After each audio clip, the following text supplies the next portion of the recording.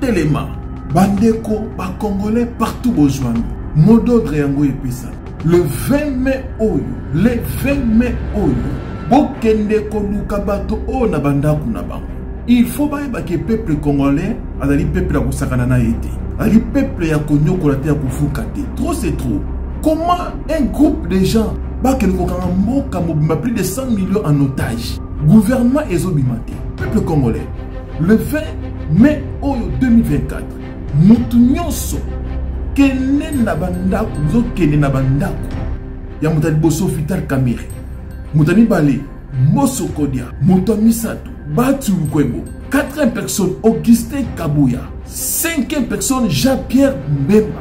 Comment ba âge et c'est pour Sami Bino? Bolingi bana na bino kaka ba travailler. Basi na bino kaka ba travailler. Bande on a bino kaka ba travailler. Mais ba o nyonso ba tangi na mboka o place na bango ezali wapi. Ba o nyonso ba silisi ba université, ba bimi ba docteur, ba licencié. Place na bango na Congo ezali wapi. Non. Toi kotika ba individu moko te ba nyokola peuple. Non, Congolais fongola matoi na yo. Fongola matoi. Téléma. Mutobangisa muninga azalite. Congo ezali ya biso nyonso. Preuve année. Tango balukaka ba élection, balukaka ko voter, ba yaka ko senga biso ba voix to pesa bango ba voix. Est-ce que vous êtes Congolais? L'avenir de demain, c'est nous la jeunesse. Pourquoi nous ne bougeons pas? Vous avez peur de quoi? Tango botelemaki, jeunesse tango botelemaki a okende ko menacer ba ambassade. Bon mona qui force la jeunesse, tango botelemaki a pona ko bengana MONUSCO. Bon mona qui force la jeunesse.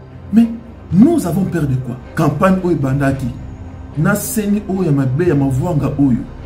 Si les lots sali déjà 7 mois. Mboka eza na gouvernement te.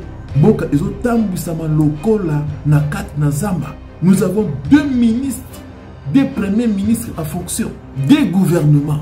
Et tkala ko sala maté depuis Congo zala Congo makambo to mona oyo. Et tkala ko sala maté. L'air est grave. SOS Congolais Téléma. Moto ko bansa moninga azalité.